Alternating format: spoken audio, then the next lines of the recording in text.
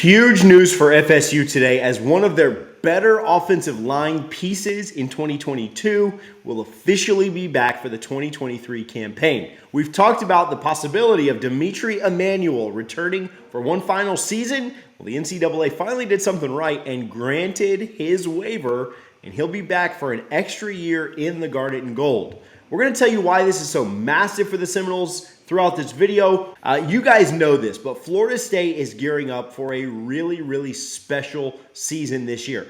I don't have to tell you that. That's not shocking to anybody who's watched our channel or who just follows FSU very closely. Florida State's lining up to try and do things that are really special in 2023. Not only, but understanding that part of that is winning the ACC, but also doing a little bit more than that and competing nationally. In fact, the battle's end. FSU's football collective has been signing the end of their tweets with going for it all in 2023. Emmanuel coming back is huge for the Noles. He brings back the most returning snaps of anyone else on the roster on that offensive line.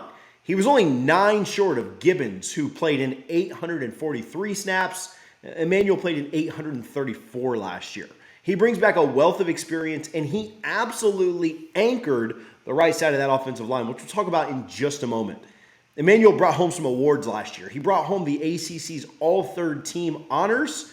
He also brought home the PFF Pro Football Focus 2022 All-ACC Team honors. He graded out very well according to Pro Football Focus, and when the media voted on his status in the ACC, he was on that third team. Probably deserved to be higher, but there's a lot of bias and a lot of stuff that goes into those ACC votes. He anchored the right side of that line like we just talked about, and he was huge because that tackle position continuously rotated. It went from Washington to Turntine to back to Washington. There were injuries, and there were a lot of guys subbing in and out over there, but Emmanuel was a constant at that right guard position, and the run game behind him was very solid, and he did a great job for Florida State on that right side of the line. FSU's O-line was one of the best we've seen in a long time. We've talked about this as well. Probably the best offensive line that we've seen since 2013. And there's a very good chance, even though you lost Gibbons this year, that 2023's unit could be even better than the 2022 offensive line. You may be returning 4 starters there on that offensive line. Let's talk about why the 2023 O-line could maybe be better than 2022, but might even be better than that 2013 line that won a national championship. Before we get into that, I want to give some quick love to our friends over at the Sheepdog Corporation.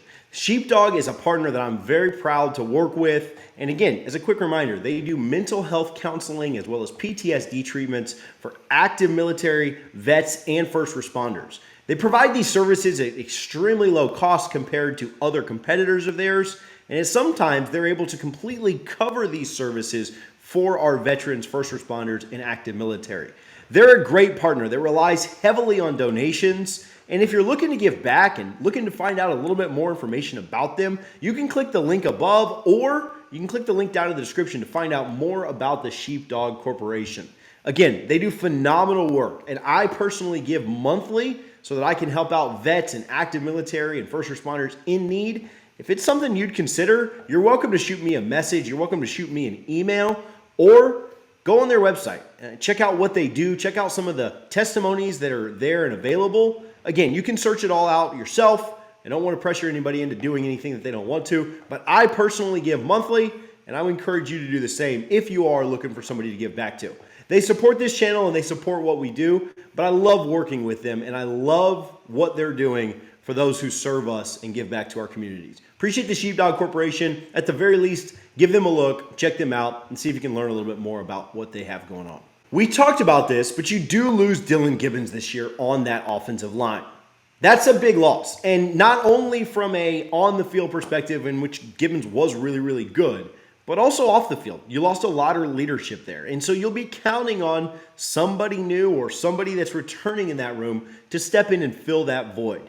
Gibbons talked a lot about how Atkins trusted the players to self-coach themselves or self-discipline themselves. And I think that's something that Gibbons was somebody who took a lot of pride and a lot of ownership in that. I think that now they're going to have to find that new leader. And I don't know who that'll be. I know that we did a video on Casey Roddick from Colorado and how he looks at that leadership as a potential next step in his career. I know Jeremiah Byers comes in with a ton of experience, and he's somebody that could possibly step in and fill that role. Keandre Jones comes in with a lot of snaps that he's played in an SEC-level program in Auburn. You also have Robert Scott and others who have been in this program and in the system for quite a while. Somebody's going to need to step up and fill in that role for Gibbons. But as far as the play on the offensive line, I think Florida State's in a really, really good spot. We mentioned Roddick and Byers and Keandre Jones, the transfers, but you also get Bless Harris back, who was injured before the season really got to get underway. He's going to compete for that right tackle spot, and I think he could very well win it.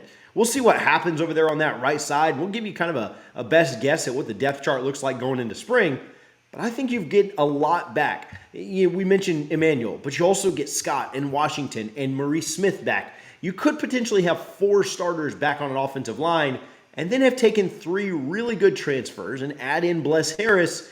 You've got quite the complement of offensive linemen to work with.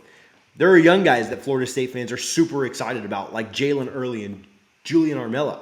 Those guys are going to make a difference. And Julian Armella is going to push this year for a lot of playing time. I don't necessarily know that either of those guys can jump the guys on the roster, but I do believe there's a reason that they were redshirted, and I think they're going to have a lot of success here playing in Tallahassee over the next few years. Is there possibly more depth on this offensive line than there was on that 2013 roster? I don't know. That might be kind of crazy to think about. And there was probably more star power on that 2013 offensive line. But if you're just talking true depth, Florida State, like we just mentioned, has about 10 or 12 guys that I think they're fairly confident in getting in there and mixing it up at any time. Injury bugs always come along, and there's something that you really cannot avoid, especially there on the O-line. And so Florida State will probably get bit with an injury bug again this year. And having guys and bodies that can rotate in that are all above average and next level players is going to be huge for what the Noles want to do. Better offensive line development is something that Florida State fans are very thankful for. Trickett was a great coach when he was at Florida State, but as he got older, the development just wasn't what it used to be. The recruiting slacked, and so did the development. And I think that's something that Atkins absolutely excels in, and why guys are wanting to get to Florida State, why this is an absolute destination type place. Continuity is going to be massive for this offense. The rushing and passing games were on another level this year. The reason Jordan Travis was QB1, according to PFF, a lot of it had to do with the offensive line. Why did Trey Benson have such a good year? And why did Trayshawn Ward go off at the beginning of the season? Because outside of broken tackles, the offensive line was very effective in run blocking, opening up holes, and creating space for those running backs. We have really big expectations for the 2023 season, but getting Emmanuel back for this year is going to be a big boost to an already very talented offensive line. If you look at the probable offensive line heading into spring, I think it looks something like this. Robert Scott's probably your left tackle. I hope he makes another leap this year and puts himself really in a position to get drafted pretty high, maybe a day 2 guy with a really good, healthy year. Maybe you've got Jones or Roddick filling in for Dylan Gibbons there on that left guard spot. I think you're probably looking at something like Smith or Roddick at center. I know that Roddick really wants to potentially play at center, but I think that somewhere on the interior is where you'll find him. I like Emmanuel taking that right guard spot and continuing to really excel there. And then you probably are looking at some mix of Byers or Washington or Bless Harris there at that right tackle spot. I think Keandre Jones will try and factor in somewhere as well, maybe at one of the guard positions, but it'll truly be a wide open competition.